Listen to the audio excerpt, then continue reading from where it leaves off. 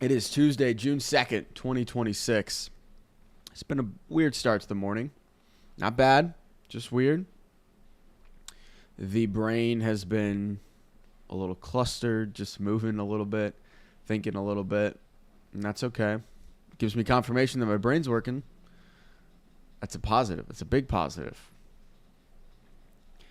And I think it goes directly into with what I want to talk about because I'll be honest, the morning has been just sluggish and slow, and I don't want to say I was in a bad mood, but I wasn't in a good mood. I was just stuck in my ways a little bit. And I think we've all been there. We all get like that.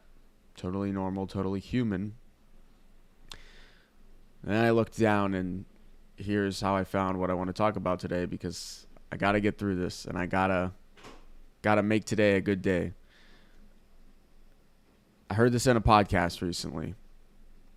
The single greatest skill you can develop is the ability to stay in a good mood in the absence of things to be in a good mood about.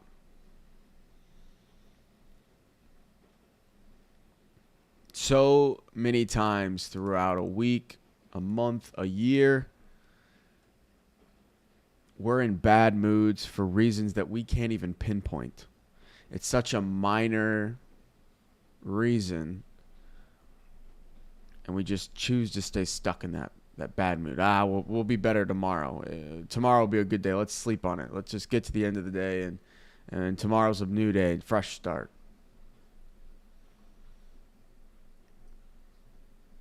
If you can be in a bad mood for no reason or a minor reason, you can also be in a good mood for no reason or a minor reason.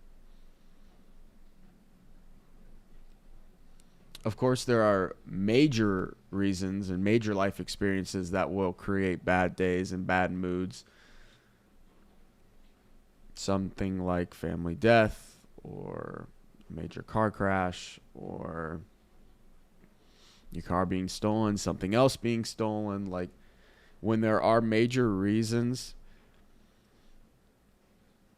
to be in a bad mood, it's a bit more understandable.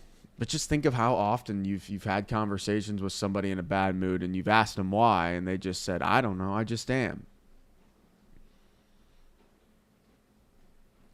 If you just are,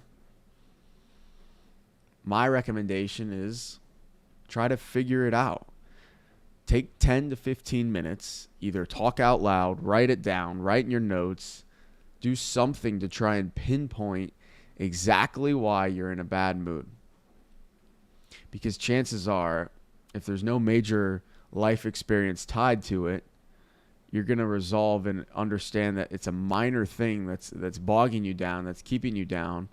And if that minor thing is bogging you down,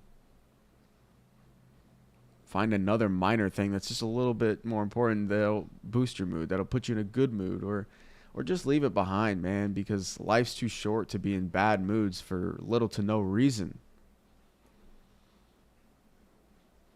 So I was sitting here, and again, I don't want to say I was in a bad mood, but I wasn't in a good mood. I wasn't in a good mood yet. Until I looked down, I saw that quote: the single greatest skill, it's a skill that you can develop, is the ability to stay in a good mood in the absence of things to be in a good mood about. We don't need reasons to be in a good mood. I feel like we need reasons to be in a bad mood.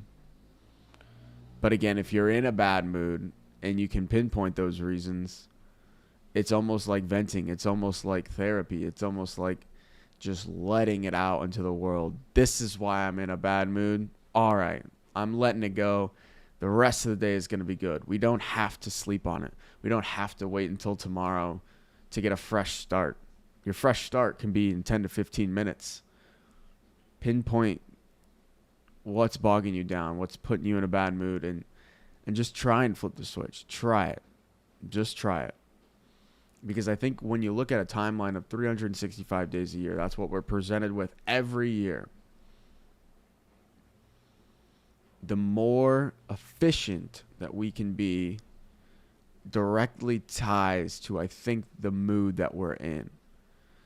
So if you can become increasingly efficient if you become increasingly efficient, if you can become increasingly efficient at being in a good mood, I think you're going to likely see that your life becomes more increasingly efficient in other areas, such as career, such as family, such as going to the gym, such as your habits. What do you want to build on a day-to-day basis? Being in a good mood ties back to everything. It's just a key component to success and repetition, successful repetition. So the challenge today, and I'm going to embrace it too. This is me talking out loud about it. I'm going to be in a good mood for the rest of the day just because I had this 10 to 15 minute conversation. Life's too short to be in a bad mood. Life's way too short to be in a bad mood for no reason. So become increasingly efficient at finding things to be in a good mood about. That's the key. That's the takeaway. When you're in a bad mood, let it out. Take the 10 to 15 minutes and then find something else to be in a good mood about. Find one win that you've had so far in your day. Look outside if it's sunny. We don't get sunny days all the time. Appreciate that it's sunny. Just find things to be in a good mood about. And I think life will follow. Your life will follow. Because being in a good mood can lead to so much success, so many stacking of days. Because again, if you looked at it at a timeline of 365 days a year, if you can be in a good mood for 350 of those days a year, just think how much success you're giving yourself. But if we have too many days where we're letting ourselves sulk in the bad and sit in the bad, how many more of those days are being wasted and are being ones where we tell ourselves, we'll wait till tomorrow to be in a better mood? Don't do that. Don't do that. So moral of the story, find a way to be in a good mood, even when maybe there's not things to be in a good mood about. Because being in a good mood,